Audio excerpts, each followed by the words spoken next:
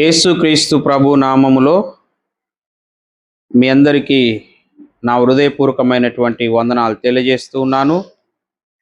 అంత బాగున్నారా?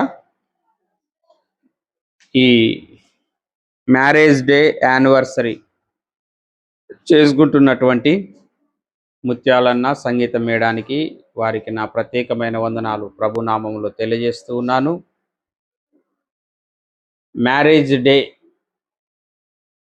Marriage anniversary day okay, మంచిది చేసుకోవటం. ఎన్ని సంవత్సరాలు ఇప్పుడు మ్యారేజ్ అయ్యి మేడం? 26 సంవత్సరాలు. ఎందుకంటే మ్యారేజ్ డే అందరు చేసుకోరు, చాలా చేసుకుంటారు, కొంతమంది చేసుకోరు, కానీ చేసుకుంటే చాలా మంచిది. నాకు తెలిసి ఏయో డేలు చేసుకుంటారు, అర్థమైందా? మ్యారేజ్ డే చేసుకోవటం అనేది చాలా మంచిది. ఒక రకంగా చెప్పాలంటే బర్త్డేల కన్నా ఈ డేనే మంచిది. బర్త్డేల కన్నా ఈ డేనే మంచిది. ఎందుకు పాస్టర్ గారు అని నన్ను అన్నారు, అడిగిరనుకో, బర్త్డేలో చేసుకుంటారు, అది కూడా ఓకే, మంచిదే. దేవుడిచ్చినటువంటి ఆయుష్కాలానికై కృతజ్ఞత తెలియజేస్తారు. మ్యారేజ్ డే అంటే ఏంటంటే, మ్యారేజ్ డే ఆ దినాన జరిగినటువంటి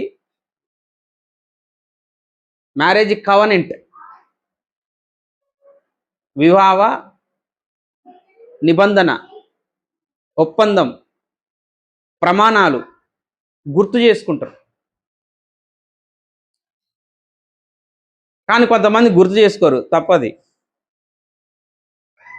మ్యారేజ్ డే అంటే మంచిగా పెళ్లి పిల్లగానిలాగా తయారవుతాడు, పెళ్లి పిల్లలాగా తయారవుతుంది, మంచిగా దండలు గిండలు మొక్కలంగా అన్నీ వేసుకుంటారు, సంతోషమే. కానీ ఆ మ్యారేజ్ డేలో ఏం గుర్తు చేసుకోవాలన్నది తెలియదు వాళ్ళకి. మంచి కమ్మని తీయని వంటలు, మంచిగా అందరిని పిలుచుకుంటారు, ఇరుగు పొరుగు వారిని, ఫ్రెండ్స్ని. మంచిదే, సంతోషం. పిలుచుకోవటం మంచిదే, కట్టుకోవటం మంచిదే, వంట చేసుకోవటం మంచిదే. కానీ దాంట్లో ఉన్నటువంటి స్పెషాలిటీ ఏంటంటే, మ్యారేజ్ డే నాడు చేసినటువంటి ప్రమాణాలకు కట్టుబడి ఉన్నామా అని ఒకసారి మనం గుర్తు చేసుకోవాలి. మనం క్రైస్తవులం అయినందుకు, బాప్తిసం తీసుకున్నందుకు ప్రతి ఆదివారం నాడు ఏం గుర్తు చేసుకుంటావు? క్రీస్తు యొక్క శిలువ మరణమును, సమాధిని, పునరుత్థనమును జ్ఞాపకం చేసుకుంటూ ప్రభు శరీరాన్ని తీసుకోవడానికి మనం యోగ్యులమైన, పరిశుద్ధంగా బ్రతుకుతున్నామా అని జ్ఞాపకం చేసుకుంటాం ప్రతి ఆదివారం ప్రభు దినాన. అర్థమైందా? బర్త్డే, జన్మదినాన్ని ఏం గుర్తు చేసుకుంటాం? దేవుడి జన్మనిచ్చినందుకు కృతజ్ఞతలు చెప్తాం. మరి మ్యారేజ్ డేకి ఏంటి? మ్యారేజ్ డే నాడు సంఘం ఎదుట, దైవజనుల ఎదుట, విశ్వాసుల ఎదుట, బంధుమిత్రుల ఎదుట, స్నేహితుల ఎదుట చేసిన ప్రమాణాలకు కట్టుబడి ఉన్నామా అని సెల్ఫ్ ఎగ్జామినేషన్ చేసుకోవడానికి ఈ దినం ఒక మంచి శుభకరమైన దినం. భర్త చేసుకోవాలి. అవును, దైవ సేవకులు ఏమని ప్రమాణం చేయించిండ్రు? మ్యారేజ్ డే రోజు నాడు, మీది క్రిస్టియన్ మ్యారేజేనా? క్రిస్టియన్ మ్యారేజేనా? పాస్టర్లు ప్రమాణం చేయించిర్రా? ఎవరు? ఈఎస్ యోహాన్ గారు ప్రమాణం చేయించారు కదా, నల్గొండ అయ్య గారు, బిషప్ అయ్య గారు. ఆ ప్రమాణాలకు గుర్తు చేసుకున్నవా? అయ్యగారు చేసిన ప్రమాణాలకి, చేయించిన ప్రమాణం, అయ్యగారు చేయలే, అయ్యగారు చేయించాడు, సారీ, అయ్యగారు చేయించిన ప్రమాణాలకి ఎప్పటి వరకు? సంవత్సరం వరకేనా? జీవితాంతమా? జీవితాంతం వరకు. వ్యాధి అందును, బాధ అందును, లేమి అందును, కష్టమందును, సంతోషం అందును, అన్నిటి అందును భర్తగా లేకపోతే నేను భార్యగా ఆ? జీవితాంతం నీ నిబంధనకు లోబడి నీ మాట విని నీకు భర్తగా ఉంటాను, మరో స్త్రీని ఆశించకుండా, నీకు భార్యగా ఉంటాను, మరొక పురుషుని ఆశించకుండా, ప్రమాణాలు కదా. చేసినాక అయ్యగారు అడుగుతాడు ఏమని, ఎవరి ఎదుట చేశావు? చేతిలో ఏముంటుందయ్యా? బైబిల్ ఉంటుంది. చేతిలో ఏముంటుంది ప్రమాణాలు చేసేటప్పుడు? బైబిల్ ఉంటుంది. ఈ బైబిల్ పట్టుకొని ప్రమాణం చేసి ఆ ప్రమాణానికి కట్టుబడి ఉన్నావా లేదా? బైబిల్ పట్టుకొని ప్రమాణం చేసినాక ఆ ప్రమాణం తప్పితే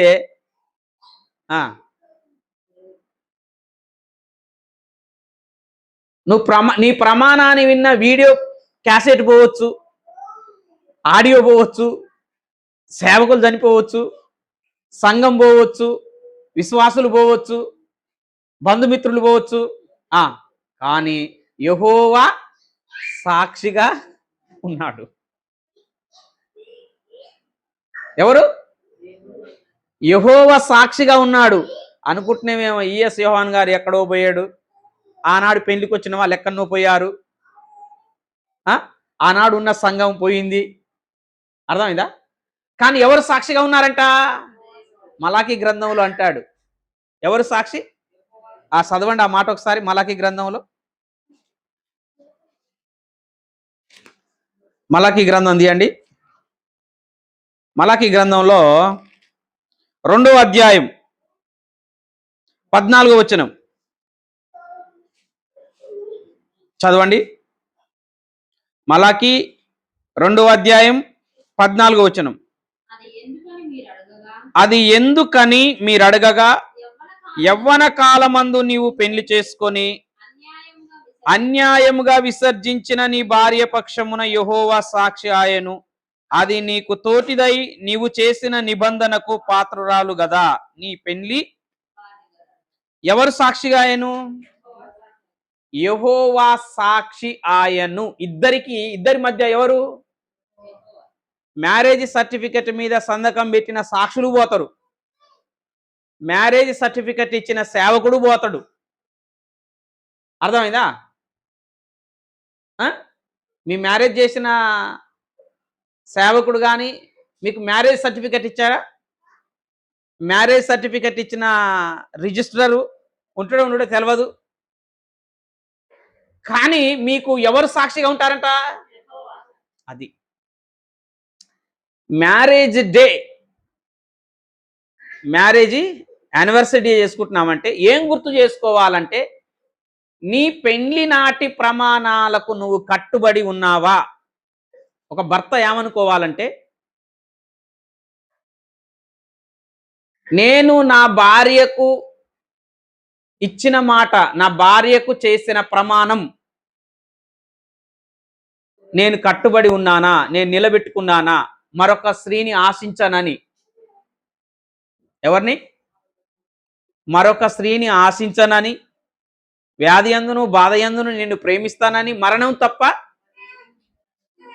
నిన్ను నన్ను వేరు చేయదని దేవుని ఎదుట, సంఘం ఎదుట, దైవజనుల ఎదుట ప్రమాణం చేసిన దానికి నేను కట్టుబడి ఉన్నానా అని ఏం చేయాలి? ఇప్పుడు మీరు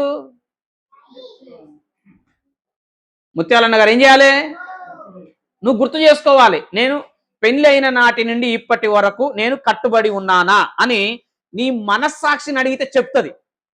నువ్వు కట్టుబడి ఉంటే ఎస్ నువ్వు కట్టుబడి ఉన్నావు అని నీ మనస్సాక్షికి దేవుడు చెప్తాడు. ఒకవేళ కట్టుబడి లేకపోతే నువ్వు నిబంధన భంగం చేసినవు, నీ భార్య తరపున నేను సాక్షిని అని దేవుడు చెప్తున్నాడు. ఒకవేళ ఇప్పుడు సంగీతం మేడం ఏం చేయాలి? గుర్తు చేసుకోవాలి. ఏంటి? నేను నా భర్తతో చేసిన ప్రమాణాలు నేను కట్టుబడి ఉన్నానా? నేను నిన్ను భర్తగా స్వీకరిస్తున్నాను, నీకు భార్యగా ఉందును, నిన్ను తప్ప మరొకరిని ఆశించనని దేవుని ఎదుట, సంఘం ఎదుట, దైవజనుల ఎదుట ప్రమాణం చేస్తున్నాను. ఆ చేసిన ప్రమాణాలు పెళ్లి రోజుకే అంకితం అయిపోయినాయా, జీవితాంతం కొనసాగుతున్నాయా? This is the question. మనం ఆలోచించుకోవాల్సినటువంటి ప్రశ్న.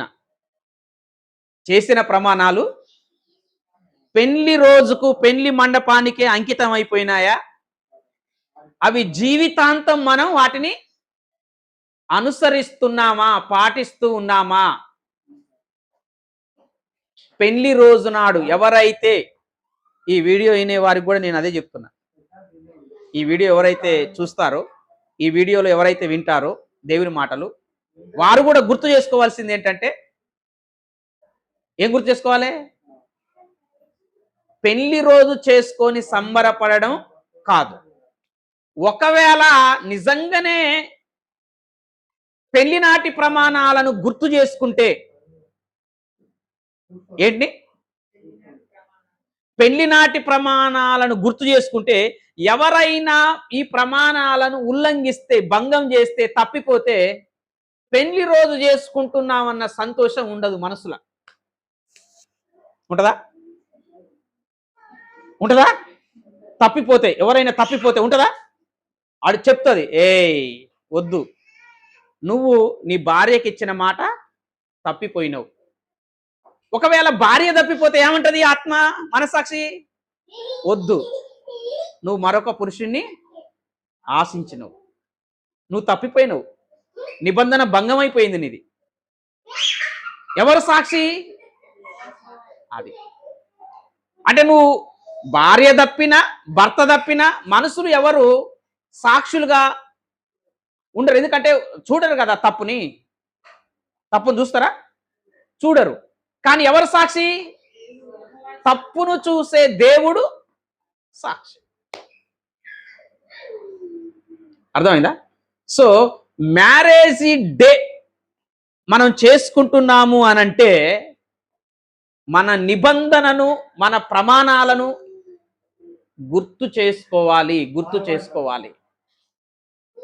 ఏం చేసుకోవాలి? గుర్తు చేసుకోవాలి. అందుకనే అపోస్తులుడైన పౌలు ఒక మంచి మాట అంటాడు. చూడండి ఆ మాట. కొరింథీయులకు రాసిన మొదటి పత్రికేనా? మొదటి పత్రికే 7వ అధ్యాయం 8వ వచనం చూడండి ఒకసారి. కొరింథీయులకు రాసిన మొదటి పత్రిక 7వ అధ్యాయం 8వ వచనం చదవండి ఎవరైనా. అపోస్తులుడైన పౌలు మాట్లాడుతున్న మాట. ఎవరికి? పెళ్లి గురించి మాట్లాడుతున్నాడు. దేని గురించి? పెళ్లి గురించి మాట్లాడుతున్నాడు. స్త్రీని ముట్టకుండుట, 7వ అధ్యాయం 1వ వచనంలో అంటాడు. ఏమంటాడు? స్త్రీని ముట్టకుండుట పురుషునికి మేలు. ఎవరిని ముట్టుకోవద్దు? స్త్రీని ముట్టుకోవద్దు. స్త్రీని ముట్టకుండుట పురుషునికి మేలు. ఒకవేళ అంటే ఏ స్త్రీని ముట్టుకోవద్దు? పరాయి స్త్రీని ముట్టుకోవద్దు. పరాయి స్త్రీని ముట్టుకోకుండా ఉంటే ఎవరికి మేలు జరుగుతుందంట? పురుషునికి మేలు జరుగుతుంది. అలాగే స్త్రీలకు లేదా అంటే స్త్రీలకు కూడా పరాయి పురుషుణ్ణి ముట్టుకోకుండా ఉండుట స్త్రీని కూడా పెట్టుకొని చదువుకోవాలి. మాకు లేదు కదా అని ఆడవాళ్ళు సంబరపడిపోదు. మళ్ళా అర్థమైందా? పురుషులకే చెప్పిండు, స్త్రీలకు చెప్పిండు అయింది అనుకోకండి. ఆడ స్త్రీ పెట్టి చదవండి, పురుషుని పెట్టుకొని చదవండి. అక్కడ పురుషుని ముట్టకుండుట స్త్రీకి కూడా మేలే. అర్థమైందా? ఎవరి ఏలైతే పట్టుకున్నావో వారితోనే జీవితాంతం పట్టుకొని ఉండాలి. ఇక్కడ పెళ్లి గురించి పౌలు గారు మాట్లాడుతూ ఇంకో మంచి మాట అంటాడు. చూడండి 8వ వచనం చదవండి ఒకసారి. నావలే ఉండుట వారికి మేలని పెళ్లి గాని వారితోనూ విధవరాండ్రతోనూ. ఇక్కడ ఈ పదాన్ని మంచిగా ఆలోచన చేయండి. పెళ్లి గాని వారికి, ఇంకా విధవరాండ్ర కంటే భర్త లేని వారికి. పౌలు గారు ఇచ్చే సలహా ఏంటి? నా వలె ఉండుట. అంటే ఈయన ఒంటరిగా ఉంటుండు, ఈయనకేం లేవు, ఎవరు లేరు, భార్య లేదు. అంటే ఈ వచనం రాస్తున్నప్పుడు, ఈ పత్రికలో ఈ మాట రాస్తున్నప్పుడు ఈయన ఒంటరిగా ఉన్నాడు, ఎవరు లేరు, స్త్రీ ఈయనకు, భార్య అయినకు లేదని ఆ వాక్యాన్ని బట్టి మనకు అర్థమైపోతుంది. అయితే ఏమంటున్నాడు? పెండ్లి కాని వారికి, విధవరాన్లకు నేను చెప్పేది ఏంటంటే, పెళ్లి చేసుకోమని చెప్తున్నాడా, పెళ్లి వద్దని చెప్తున్నాడా? ఫస్ట్ చెప్పాలి. ఏమంటున్నాడు? నా వలె అంటే పెళ్లి కాకుండా ఒంటరిగా ఉండుట, ఒంటరిగా ఉండుట వారికి మేలు. ఇప్పుడు మీరు ఆలోచన చేయండి, స్త్రీకి గాని పురుషునికి గాని పెళ్లి కాకుండా ఉంటే మంచిదా, పెళ్లి చేసుకుంటే మంచిదా? పెళ్లి అయితే మేలా, పెళ్లి కాకుంటే మేలా? మరి పౌలు గారు ఏంది ఇలా చెప్తున్నాడు? ఒకసారి మనం ఆది కాండానికి రండి, ఒకసారి ఒక మాట చూద్దాం. ఇప్పుడు ఆది కాండం 2వ అధ్యాయం మనం చూసినప్పుడు, ఆది కాండం 2వ అధ్యాయం 18వ వచనం 20వ వచనం చదవండి ఒకసారి. మరియు దేవుడైన యెహోవా నరుడు ఒంటరిగా ఉండుట, ఇక్కడ ఏమన్నాడు? ఒంటరిగా ఉంటే మంచిదా, ఒంటరిగా ఉండకుంటే మంచిదా? ఒంటరిగా ఉంటే మంచిదా, ఒంటరిగా ఉండకుంటే మంచిదా? ఒంటరిగా ఉండకుంటే ఇట్ మీన్స్ దాని అర్థం ఏంది? పెళ్లి చేసుకోవాలని. మరి పౌలు గారు ఏమంటున్నాడు? ఒంటరిగా ఉంటే మంచిది అంటున్నారా, ఒంటరిగా ఉండకుంటే మంచిది అంటున్నాడా? అంటే ఈ వాక్యానికి మనకు ఏమర్థమవుతుంది? కాంట్రవర్సీ ఉందా లేదా? ఇక్కడనేమో ఆదాము ఒంటరిగా ఉండుట, నరుడు ఒంటరిగా ఉండుట మంచిది కాదు. ఇక్కడ పౌలు గారు ఏమంటున్నారంటే పెళ్లి కాని వారికి నేను చెప్పేది ఏంటంటే, ఒంటరిగా ఉంటేనే, నాకులాగా ఒంటరిగా ఉంటేనే ఏంది? మరి ఈ రెండు వాక్యాలకు కాంట్రవర్సీ ఉందా లేదా? ఏందా అంటే బైబిల్లోనే ఒకే చోట అక్కడ దేవుడు పరిశుద్ధాత్మ నిర్వహిస్తున్నాడు, ఇక్కడ అంటే అక్కడికి ఇక్కడికి చూడండి. అర్థమైందా? అక్కడ ఉంటే ఒంటరిగా ఉంటే మంచిది కాదు, ఇక్కడ ఒంటరిగా ఉంటే ఎందుకు? అక్కడి నుంచి ఇక్కడికి వచ్చే వరకే ఏం మారింది? మళ్ళా కింద అన్నాడు, ఒకవేళ మనస్సు నిలుపలేకపోతే ఏం చేయమన్నాడు? పెళ్లి చేసుకో. మనస్సు నిలపలేకపోతే పెళ్లి చేసుకోరి, మనస్సు నిలపగలిగితే పెళ్లి చేసుకోకుండా ఉంటేనే మంచిది. ఇప్పుడు మనకు డౌట్ రావాలి ఇంకోటి, అయితే ఆదాము మనస్సు నిలపగలిగిందా, ఆదాము మనస్సు నిలపలేదా?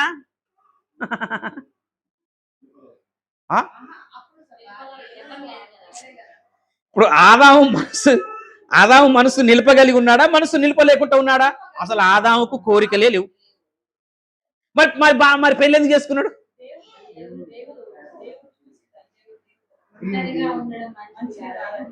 మరి ఇప్పుడు కూడా అంతే కదా, ఒంటరిగా ఉండటం ఇప్పుడు కూడా మంచిది కాదు కదా. అర్థమవుతుందా?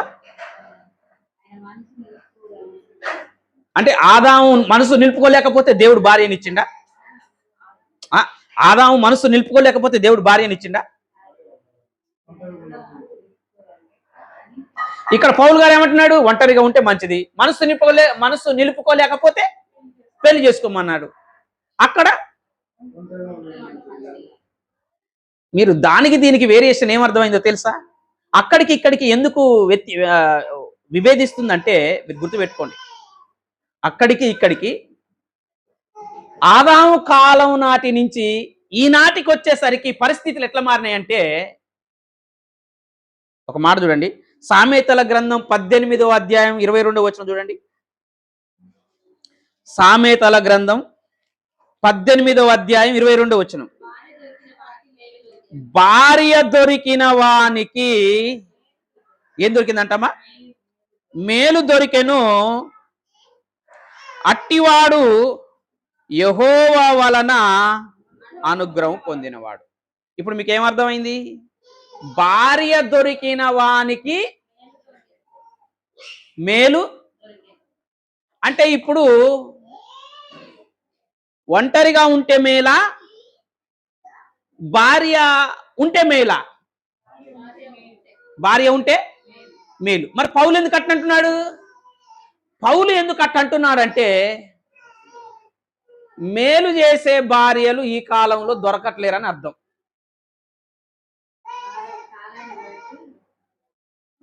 అర్థమైందా? ఏ భార్యలు దొరకట్లేరు?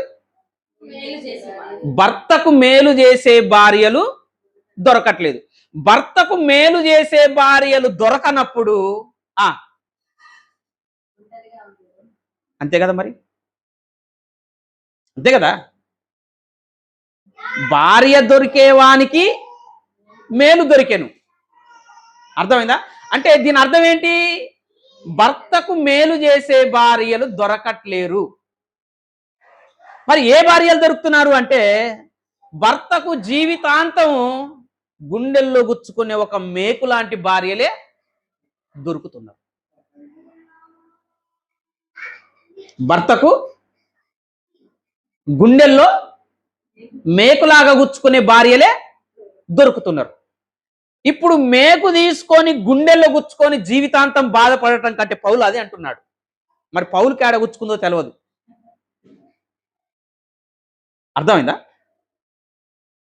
నిజంగా దేవుడు రాయించే మాటలు పరిశీలన చేస్తే అద్భుతం అండి.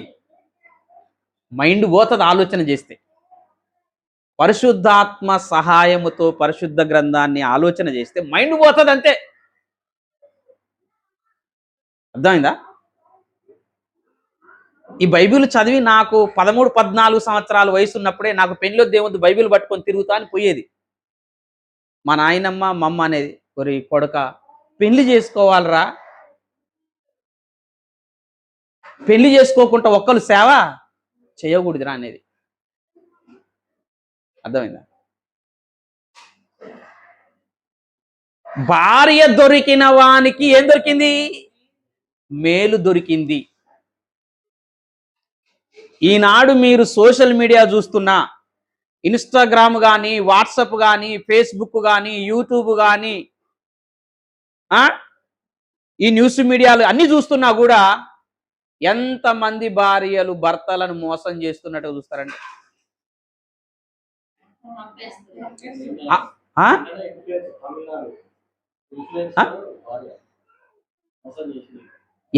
ఎంతమంది చంపేస్తున్నారు, ఎంతమంది. భర్త ఇట్టనే ఉంటాడు, భర్త పక్కనే ఉంటాడు, ఇంకొకరికి సైకిల్ చేస్తుంటారు. పక్కనే ఉంటాడు భర్త, ఎంతో దూరాన్ని ఉండడు, ఎక్కడనే ఉంటాడు భర్త పక్కనే ఉంటాడు, ఇటు తిరిగి అటు సైకిల్ చేస్తుంటాడు. అంటే ఎంత ద్రోహం అది, ఎంత ద్రోహం అది. అర్థమైందా?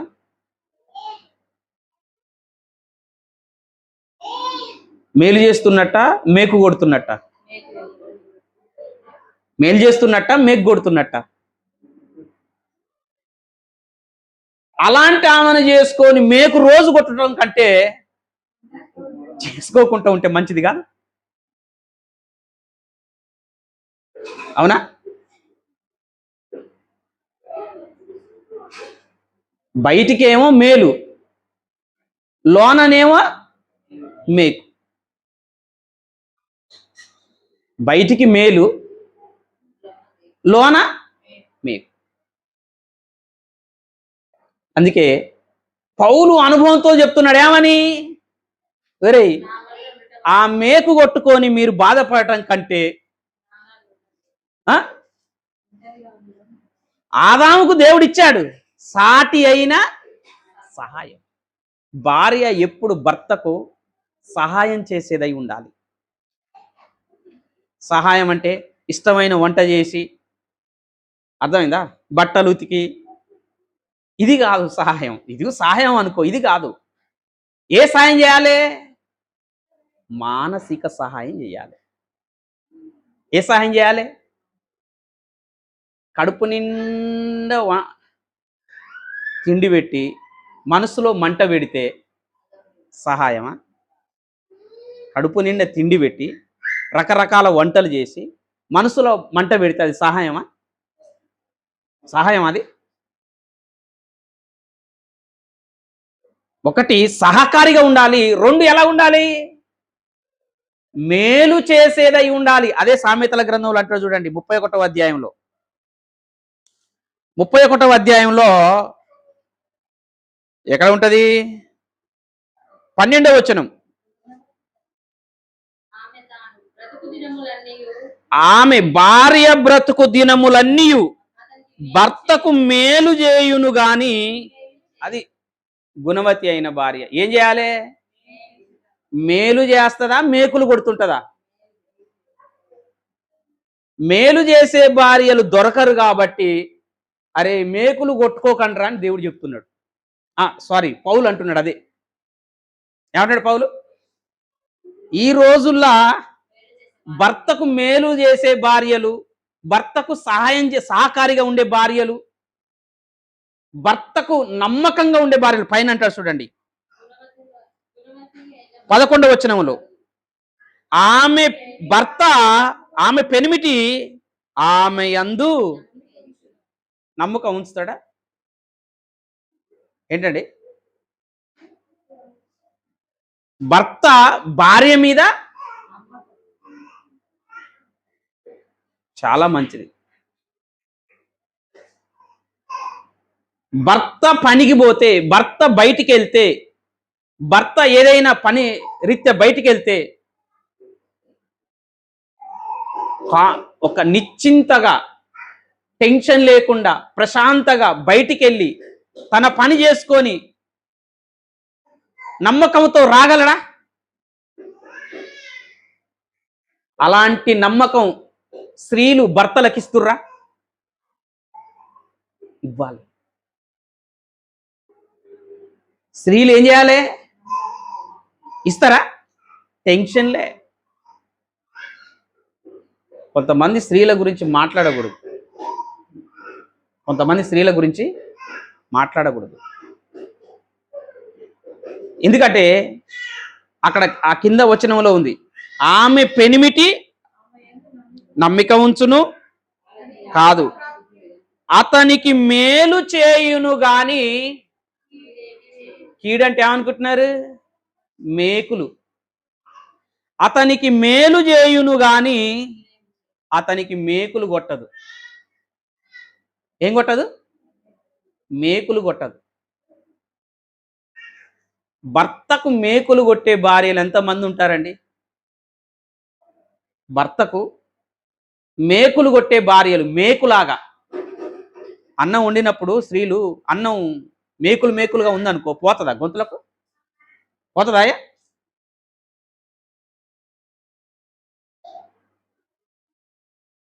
భర్త తన పని తాను చేసుకుంటా పోతే ఈమె మేకులు కొట్టుకుంటా ఉంటే ఏం చేస్తాడు? పని చేస్తాడా? పని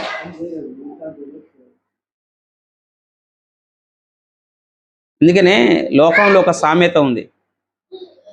సామెత కాదు, సక్సెస్ అయినటువంటి ప్రతి ఒక్కడు చెప్పేది ఏంటంటే, నా సక్సెస్ వెనకాల నా భార్య ఉంది అని చెప్తాడు.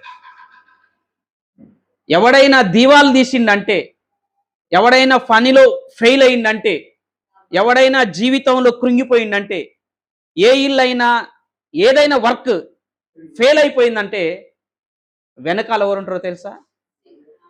భార్య ఉంటుంది. వాని సక్సెస్ను బట్టి చెప్పొచ్చు. ఏమని? ఈ భార్య మంచిదా కాదా? సక్సెస్ ఏం మాట్లాడుతుంది అంతే. ప్రతి ఒక్కని సక్సెస్ వెనకాల ఎవరు ఉంటారు? స్త్రీ. ఆడు రాజు కావచ్చు, చక్రవర్తి కావచ్చు, మంత్రి కావచ్చు, కంపెనీ ఓనర్ కావచ్చు, ఓ డైరెక్టర్ కావచ్చు, ఎవరైనా సరే సక్సెస్ వెనకాల ఎవరు ఉంటారు? స్త్రీ ఉంటుంది. ఒకవేళ పతనం అయిపోయారనుకో, దాని వెనకాల ఎవరు ఉంటారు?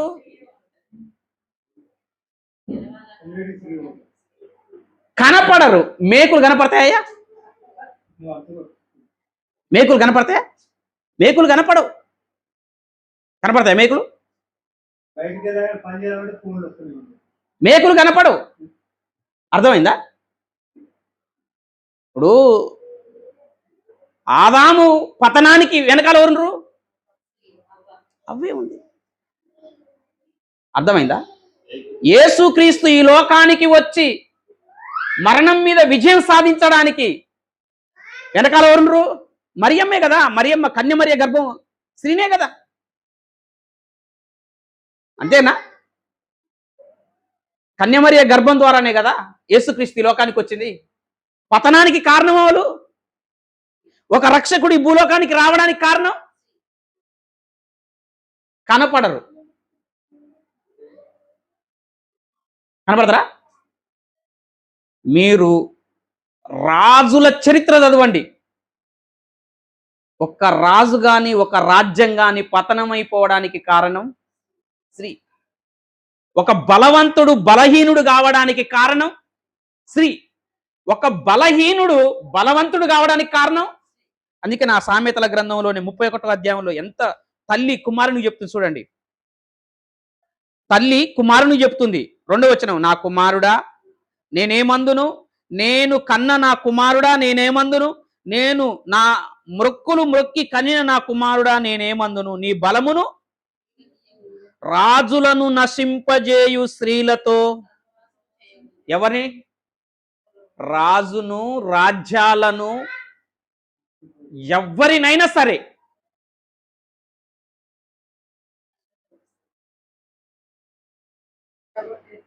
పడగొట్టేది ఎవరు? స్త్రీ. పెండ్లం మొగడు పంచాయతీ పెట్టుకుంటుంటే ఆ పంచాయతీలో నేను సంధాయించడానికి వెళ్తే ఆ పెండ్లం అంటుంది తెలుసా, వాడు కింగ్ లాగా అరుస్తున్నాడు.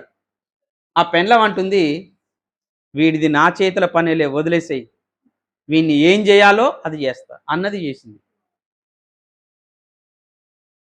అర్థమైందా? నిన్నమన్నా కూడా ఒక స్త్రీ అంటుంది, మొగడు ఏదో అంటుంటే, ఏ పో, నేనేం చేయాలో అది చేస్తాను, నువ్వేం తీసుకున్నా. అర్థమైందా?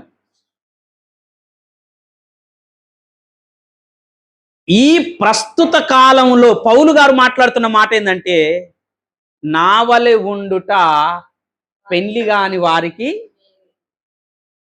అంటే ఆనాటి కాలంలో మేలు వేరు, ఈనాటి కాలంలో మేలు. అర్థమైందా? అంటే ఈనాడు భర్తలకు మేలు చేసే భార్యలు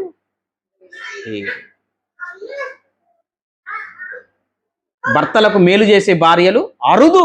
లేరు అంటే ఉంటారు. ఎక్కడ ఉంటారో తెలియదు. ఏ 1000 మందిలోనో, ఏ 100 మందిలోనో ఎవరో ఒక్కరుంటారు. అర్థమైందా? కానీ మేకులు కొట్టే భార్యలు ఉన్నారు గనక, అరే నాయన మీరు మేకులు వెతుక్కొని తెచ్చి ఏం చేయరు, కొట్టించుకోకండి, నాకులాగా సింగిల్గా ఉండండి. అర్థమైందా? కాబట్టి గుర్తు పెట్టుకోవాలి. వాక్యాలు వింటుంటే బాగా ఉంటాయి. ముగింపు ప్రార్థన చేసి బయటికి వెళ్ళినాక వాక్యం ఇక్కడి వరకే. ఎక్కడి వరకు? ఈడికే వాక్యం. ముగింపు ప్రార్థన చేసి ఆమెను చెప్పినాక అంతే. యథా జీవితం మేకులు కొట్టే జీవితమే ఈ రోజుల్లో భార్యలై.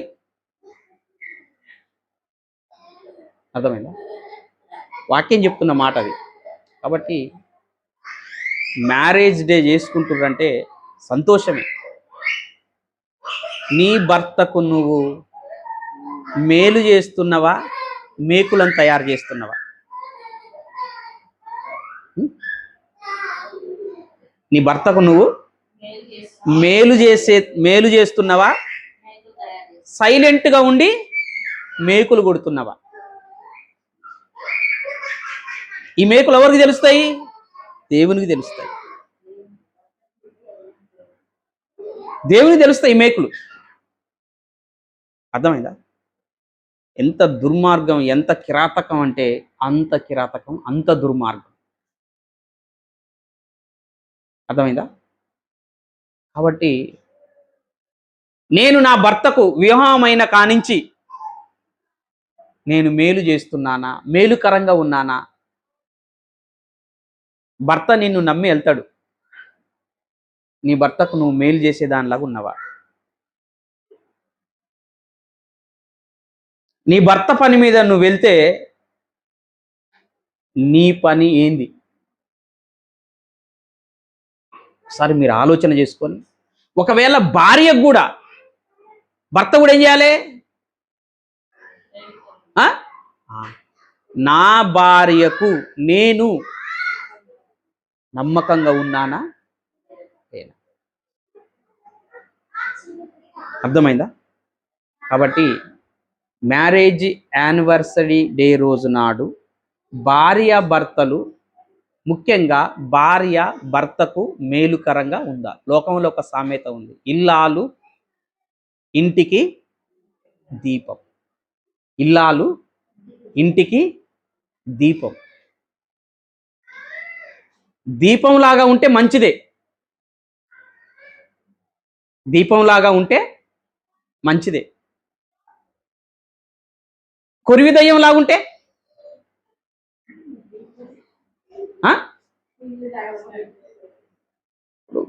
కొరివి కొరివి ఉంటుంది కదా, కొరివి కొరివి కొరివి పెట్టడానికే అరే కొరివి పెట్టరా నాకు అంటారు కదా. కొరివి అంటే ఏంది?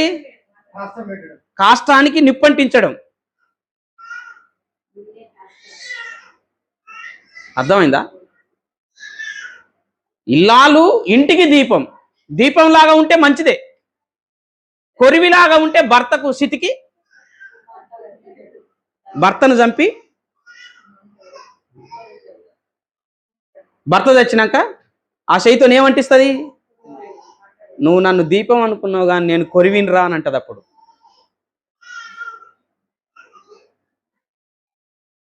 నువ్వు నన్ను దీపం అనుకున్నావు కానీ ఇగో నేను కొరివిర్రా, నీ తలకాయ కాడ కొరివి పెడుతున్న చూడు అంటది. పౌలు అదే అన్నాడు, ఓరి నాయన మీరు కొరివెందుకు పెట్టించుకుంటారా నాయన? అర్థమైందా?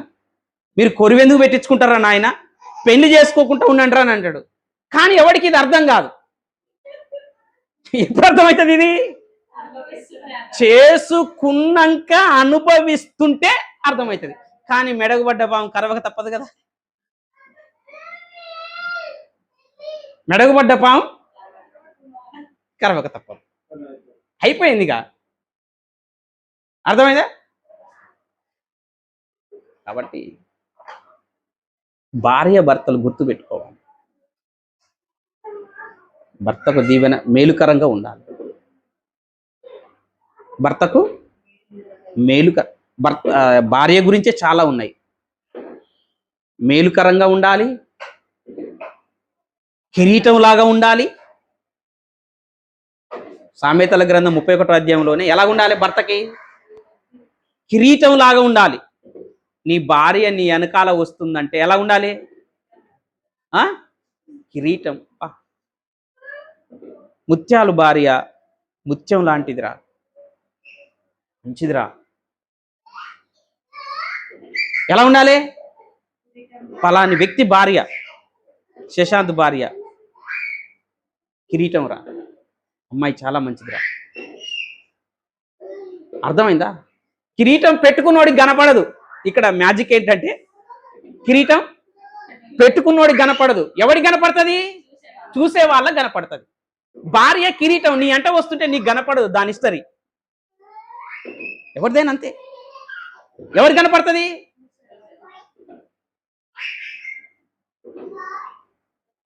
అర్థమైందా? అర్థమైందా? చూసేవాళ్ళు బా కిరీటం మంచిగా ఉందిరా అని అంటారు. కిరీటం లాగున్నావా, ముళ్ళ కిరీటం లాగున్నావా? ఎట్లా? కిరీటం లాగున్నావా? ముళ్ళ కిరీటం ఎట్లుంటుందమ్మా? ముళ్ళ కిరీటం ఎట్లుంటుందమ్మా? నా భార్య ముళ్ళ కిరీటం లాగా ఉందిరా అంటే ఎట్లుంటుంది చూడండి. అసలు ముళ్ళ కిరీటాన్ని పెట్టుకొని చూడండి. ఆ కిరీటాన్ని ఎప్పుడు తీసి ఎత్తేయాలరా అనిపిస్తుంది. అనవసరంగా ముళ్ళ కిరీటాన్ని తలకాయలో పెట్టుకున్నా ఈ ముళ్ళ కిరీటం ఎప్పుడు ఎత్తేయాలరా నాయన అనిపిస్తుంది. అంటే దాని అర్థం ఏంటి? ఇది ఎప్పుడు పోతుందిరా, ఎప్పుడు చస్తుందిరా నాయన అన్నట్టుంటది. అట్లా ఉండొద్దు భార్యలు ఎప్పుడు కూడా.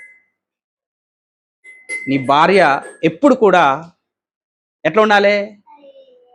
కిరీటం. నీ భార్య నీ వెనకాల వస్తుంది అంటే నీకు కిరీటం లాగా ఉండాలి. ఉంటుందా అట్లా? ఇప్పుడు భార్యలు ఎట్టున్నారంటే భర్త వెనకాల పోతుంటే వచ్చే వాళ్ళకు సైగలు చేసుకుంటూ పోతుంటారు. ఎట్లుంటారంటే ఇప్పుడు భర్త పోతుంటాడు, భర్త వెనకాల భార్య పోతుంటది, మిగతా వాళ్ళకు సైగలు చేసుకుంటూ పోతుంటది. అంటే ఇప్పుడున్న భార్యలు అంటే ముళ్ళ కిరీటమా లేకపోతే ఘనత తెచ్చే కిరీటమా?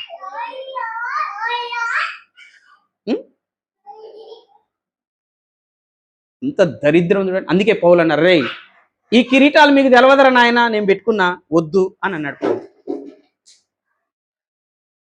ఒకటి మేలుకరంగా ఉండాలి, కిరీటం లాగా ఉండాలి. మేకుగా ఉండొద్దు, మేలుకరంగా ఉండాలి.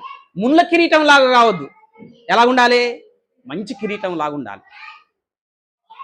ఇంకోటి ఏంటంటే సహకారిలాగా ఉండాలి. ఏం చేయాలి? సహకారి. సహకారం. ఎలా సహకారం? నువ్వు చేసే ప్రతి పనిలో నీ విజయానికి సహకారం ఎవరిదై ఉండాలి? కొంతమంది భార్యలు ఎట్లుంటారో తెలుసా? వాళ్ళ చెడు వ్యసనాలకు భర్త సహాయం చేస్తేనే వాళ్ళు సహాయం చేస్తారు, సహకారంగా ఉంటారు. వాళ్ళకు చెడు వ్యసనాలు ఉంటాయి. వాళ్ళ చెడు వ్యసనాలకు అడ్డుపోయినామనుకో ఎంత చిర్రెత్తిపోయి భర్తతో పంచాయతీలు పెట్టుకుంటారో తెలుసా? పంచాయతీలు పెట్టుకుంటారు, పోయి నీ అమ్మ పోయి తల్లిగారింటి కాడ పడతారు. సరే రావే మా అమ్మగారిని దండం పెడతా రావే అంటే అప్పుడు భర్తకు ఎలాగ ఉండాలి? సహకారం. ఏ సహకారం చేయాలి? ఏ సహకారం అమ్మా? భర్త ఏ పని చేస్తున్నా వాడు ప్రశాంతంగా పని చేసుకొని. నేను కొంతమందిని చూస్తా, భర్త ఉన్నప్పుడు మంచిగా తయారు కారండి. నేను కొంతమందిని బాగా అబ్జర్వ్ చేసిన, భర్త ఉన్నప్పుడు మంచిగా తయారు గారు, భర్త పనికెళ్ళి ఎటో పోయినాక ఈ తయారైతే ఏం రోగం వస్తుంది? నేను కొంతమందిని చూశాను అట్లా. భర్త ఉంటే లోకం మీద ఆశ లేనట్టే మసివంతలు ధరించుకొని ఉంటారు. అంటే లోకం మీద ఆశ లేనట్టే అసలు వాళ్ళ భర్త అనుకుంటాడు, ఏమో మా పెళ్ళానికి ఏమో లోకం మీద ఆశ లేదురా అని అనుకుంటాడు, పిచ్చిది అనుకుంటాడు. భర్త పోయినాక వేషం కట్టుకుంటుంది. ఎంత దరిద్రం! ఇలాంటి వెళ్ళి వాళ్ళ దగ్గర నువ్వెన్ని మాట్లాడినా చెవిటోని చెవులా హై ఊదురాబాయ్. ఏందేమంటివి? ఏం ఊతివి? ఏం ఊదిండు? నా ఎంట ఒకడు వస్తాడు కారు తోలడానికి, అప్పుడప్పుడు వానికి ఏది చెప్పి వినపడదు. నేను గట్టిగా చెప్పాలి ఇక. అర్థమైందా? వివాహం అయిందా? భర్తకి భార్య సహకారంగా ఉండాలి, మేలుకరంగా ఉండాలి, కిరీటం లాగా ఉండాలి. సొసైటీ చెప్తుంది. ఏం చెప్తుంది? సొసైటీ చెప్తుంది. నేను సహకారాన్ని కాదు, కిరీటాన్ని కాదు, మేలును కాదు అనుకుంటే ఎవడేం చేయలేడు. ఇక చేస్తాడా? కుక్క తోకకు రాయి గడితే చక్కగా రాదు. కాబట్టి మ్యారేజ్ డే అనుకున్నప్పుడు స్త్రీ ఆలోచించుకోవాల్సిన విషయం ఏంటంటే, నా భర్తకు నేను సహకారంగా ఉన్నానా, నా భర్తకు నేను మేలుకరంగా ఉన్నానా, నా భర్తకు నేను కిరీటం లాగా ఉన్నానా, లేకపోతే ముళ్ళ కిరీటం లాగా ఉన్నానా? భర్త కూడా ఆలోచన చేసుకోవాలి. ఏం ఆలోచన చేసుకోవాలి? నేను చేసిన ప్రమాణాలకు నేను కట్టుబడి ఉన్నానా? నా భార్యను ప్రేమిస్తున్నానా? నా భార్యను నేను నమ్ముతున్నానా? అర్థం ఉందా? సంరక్షిస్తున్నానా? పోషిస్తున్నానా? చూసుకోవాలి. వారి వారి ధర్మాలను ఏం చేయాలి? భార్యాభర్తలు నెరవేర్చుకోవాలి. భార్య ధర్మాన్ని భార్య నెరవేర్చుకోవాలి, భర్త ధర్మాన్ని భర్త నెరవేర్చుకోవాలి. నీ దారి నీది, నా దారి రహదారి. రహదారి అంటే బైపాస్, యాక్సిడెంట్లు అవుతాయి, గోవింద. అంతే కదా? నీ దారి నీది, నా దారి నాదంటే రహదారులు ఏముంటాయి? యాక్సిడెంట్లు అవుతాయి, జీవితం సంకనాగిపోతుంది. ఏమైపోతుంది? జీవితం ఏదో ఒకటి వస్తుంది, గుద్దేస్తుంది, యాక్సిడెంట్ అవుతుంది, అయిపోతుంది. ఏంటంటే బైపాస్ బైపాస్ ఎక్కింది. అంతే కదా? బైపాస్కి పోయినప్పుడు చాలా జాగ్రత్తగా, జీవితం సంకనాగిపోతుంది. కాబట్టి ఈ మాటలు విన్నందుకు మీకు నా హృదయపూర్వకమైన వందనాలు తెలియజేస్తూ, ఇది మ్యారేజ్ డే అంటే ఇది మెసేజ్ వినాలి, ఈ మెసేజ్ వినాలి. కేకులు తెచ్చుకొని, మటన్ తెచ్చుకొని, తలకాయలు తెచ్చుకొని తెచ్చుకున్నామా, తిన్నామా, హంగామా చేసుకున్నామా కాదు. ఇది కాదు, చేసుకో, కాదనట్లేదు. ఇది భార్యకు భర్తకు పోవలసిన మెసేజ్. Thank you.